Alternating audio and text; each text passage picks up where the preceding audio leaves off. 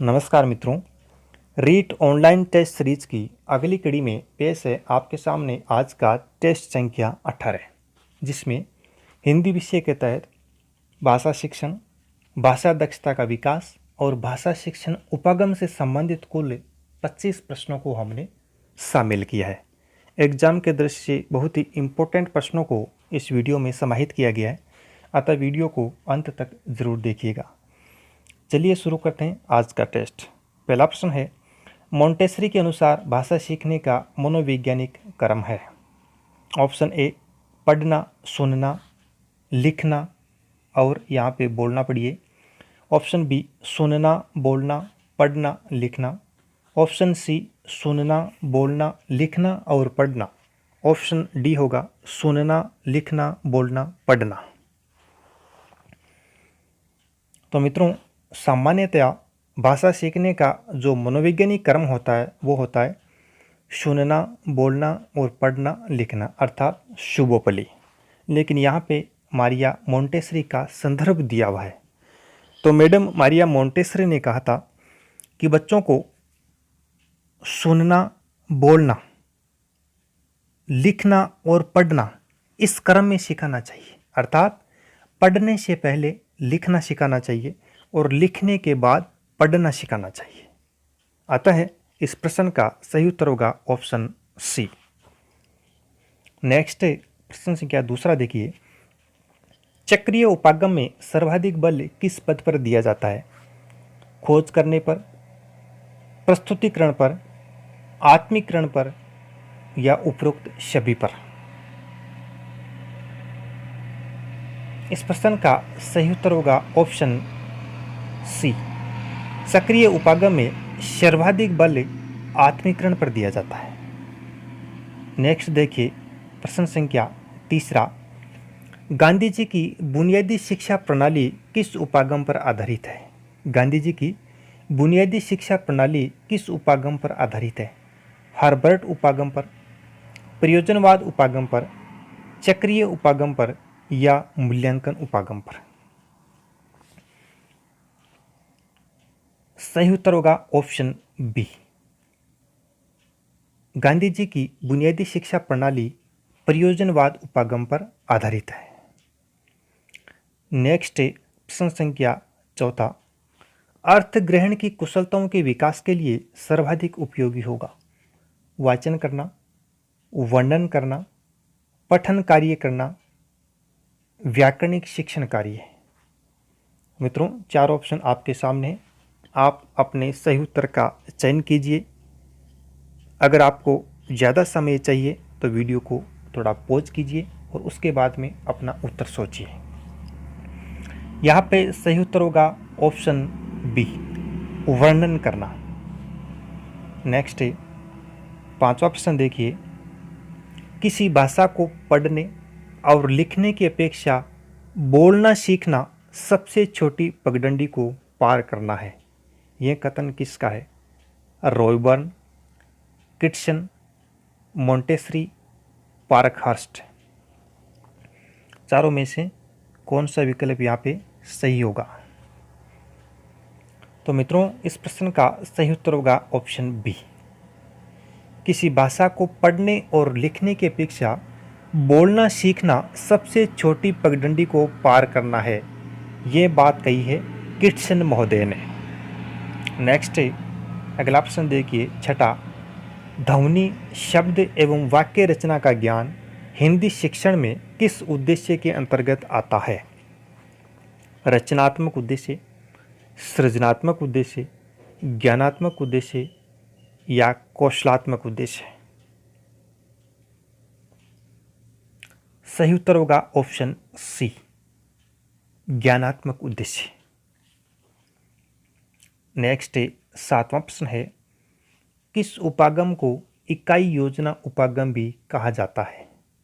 चक्रीय उपागम, किलपेट्रिक उपागम, मूल्यांकन उपागम, भारतीय उपागम?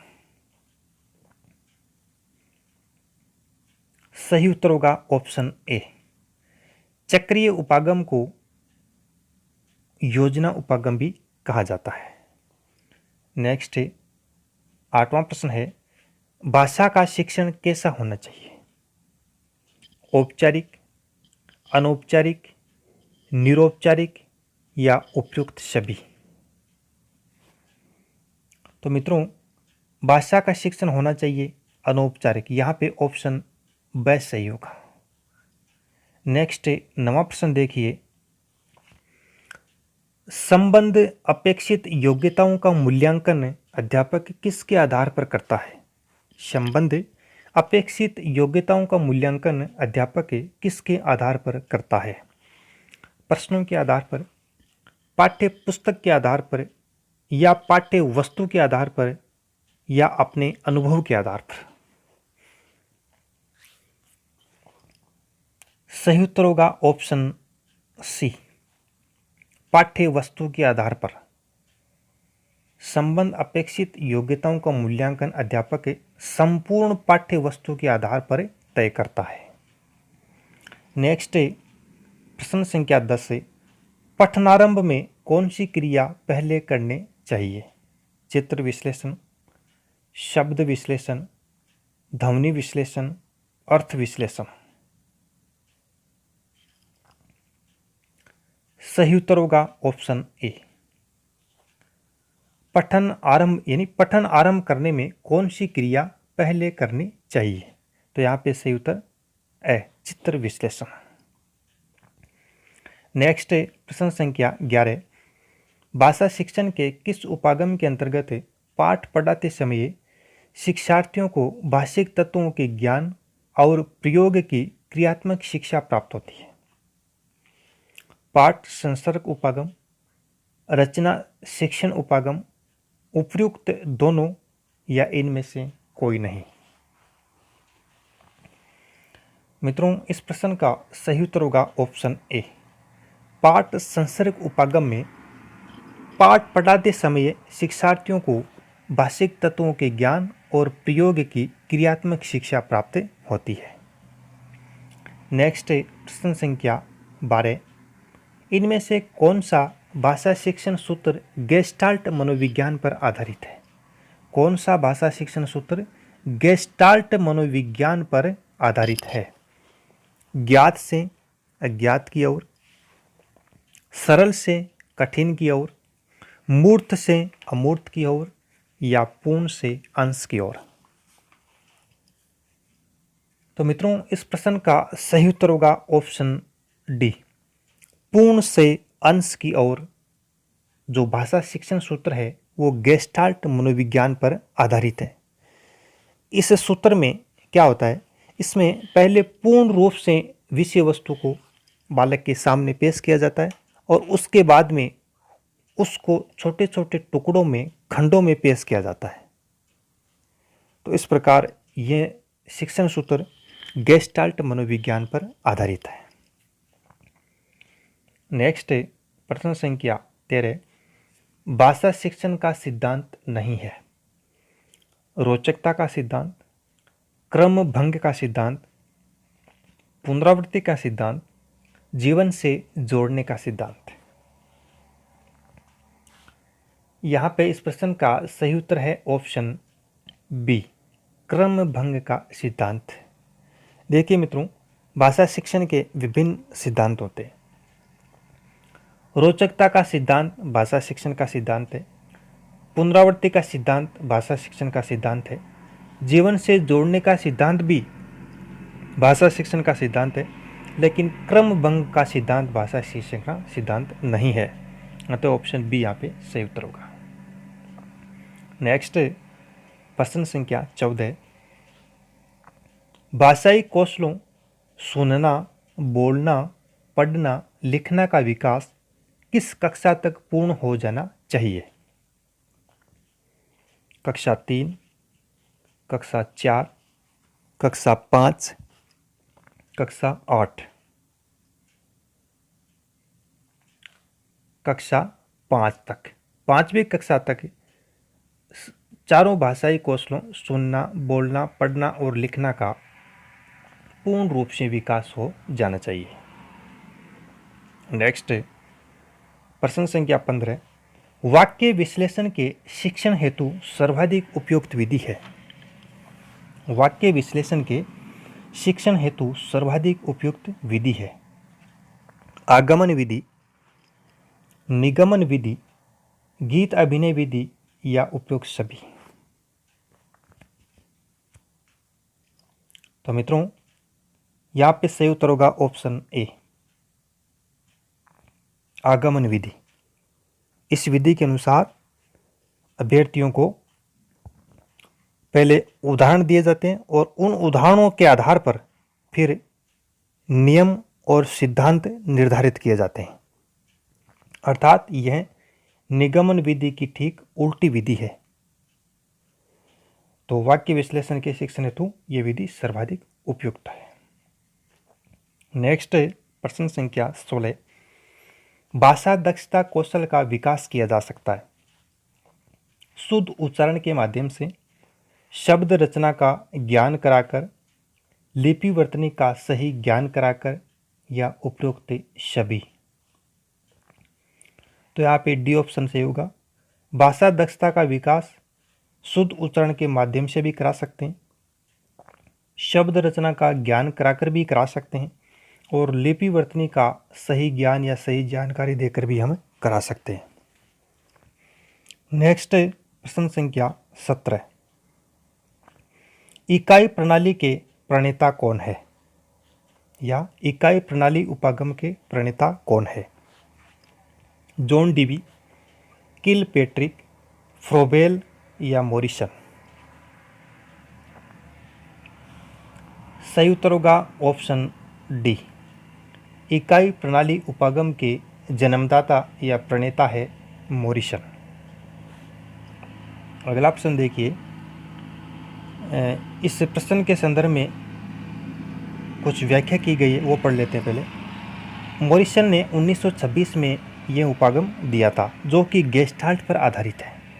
इस उपागम में कुल 5 पद होते हैं: अन्वेषण, प्रस्तुतिकरण, आत्मीकरण, व्यवस्थापन और अभिव्यक्तिकरण। तो ये 5 पद मॉरिसन ने दिए थे।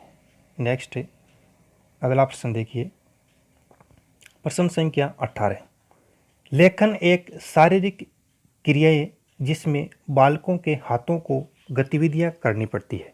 उक्त कथन किसका है? लेखन एक शारीरिक क्रिया है जिसमें बालकों को हाथों को गतिविधियां करनी पड़ती है। उक्त कथन किसका है? Rousseau, Woodworth, Froebel, Montessori? तो मित्रों, यह कथन है मोंटेसरी का। इन्होंने कहा है कि लेखन एक शारीरिक क्रिया है जिसमें बालकों के हाथों को गतिविधियां करनी पड़ती है, मारिया मोंटेसरी। नेक्स्ट है प्रश्न संख्या 19वां, वाचन कितने प्रकार का होता है? 2 प्रकार का, 3 प्रकार का, 4 प्रकार का या 5 प्रकार का? तो मित्रों, वाचन होता है 2 प्रकार का। एक होता है सस्वर वाचन और दूसरा होता है मौन वाचन। सस्वर वाचन के भी 3 भेद हैं: आदर्श वाचन, अनुकरण वाचन और संवेद वाचन। मौन वाचन के 2 भेद हैं: गंभीर वाचन और त्वरित वाचन। नेक्स्ट अगला 20वां प्रश्न देखिए, बच्चे प्रारंभ से ही एक भाषी होते हैं, द्विभाषी होते हैं, बहुभाषिक होते हैं या भाषा में कमजोर होते हैं? इस प्रश्न का सही उत्तर होगा ऑप्शन सी, बच्चे प्रारंभ से बहुभाषिक होते हैं। नेक्स्ट प्रश्न संख्या 21 में देखिए, भाषा सीखने सिखाने के संबंध में कौन सा कथन सही है? बच्चे स्कूल आकर ही भाषा सीखते हैं, बच्चे अपने परिवार से भी भाषा सीखते हैं, बच्चे स्कूल में मानक भाषा का ही प्रयोग करते हैं या बच्चे स्कूल आने से पूर्व ही भाषाई पूंजी से लैस होते हैं? तो इन चारों में से सही उत्तर का चयन कीजिए। इस प्रश्न का सही उत्तर होगा ऑप्शन डी, बच्चे स्कूल आने से पूर्व ही विभिन्न या अनेक भाषाओं से लैस होते हैं। सही उत्तर ऑप्शन डी। नेक्स्ट है प्रश्न संख्या 22वां देखिए। लिखना एक बेहद जटिल प्रक्रिया है, एक अत्यंत यांत्रिक प्रक्रिया है, एक तरह की बातचीत है, एक अनिवार्य कुशलता है जिसे जल्दी प्राप्त किया जाता है या जाना है। सही उत्तर होगा ऑप्शन सी, लिखना एक तरह की बातचीत है। नेक्स्ट है प्रश्न संख्या 23वां। पढ़ने का आरंभ वर्णमाला से होना चाहिए, कहानियों से होना चाहिए, छोटे छोटे वाक्यों से होना चाहिए या अर्थपूर्ण सामग्री से होना चाहिए। डी होगा अर्थपूर्ण सामग्री से होना चाहिए। पढ़ने का प्रारंभ अर्थपूर्ण सामग्री से होना चाहिए। नेक्स्ट है प्रश्न संख्या 24वां। भाषा शिक्षण के अंतर्गत उपयुक्त शिक्षण सूत्र है। मूर्त से अमूर्त की ओर, कठिन से सरल की ओर, अज्ञात से ज्ञात की ओर, संश्लेषण से विश्लेषण की ओर। तो यहाँ पे सही उत्तर होगा ऑप्शन ए, मूर्त से अमूर्त की ओर। यह एक उपयुक्त शिक्षण सूत्र है। ऑप्शन बी देखिए, सरल से कठिन की ओर। ऑप्शन सी में दिया है ज्ञात से अज्ञात की ओर, और ऑप्शन डी है संश्लेषण से विश्लेषण की ओर। ये तीनों उपयुक्त शिक्षण सूत्र नहीं है भाषा शिक्षण के संदर्भ में। ए सही होगा यहाँ पे। नेक्स्ट है, और आज के टेस्ट सीरीज का ये अंतिम 25वां प्रश्न है। भाषा में आकलन करते समय आप किसे सबसे कम महत्व देंगे? प्रश्नों के उत्तर लिखना, प्रश्नों का निर्माण करना, परिचर्चा और सृजनात्मक लेखन। तो मित्रों यहाँ पे सही उत्तर होगा ऑप्शन सी। भाषा में आकलन करते समय हम परिचर्चा को सबसे कम यानी न्यूनतम महत्व देंगे। तो मित्रों ये थे कुल 25 प्रश्न। धन्यवाद।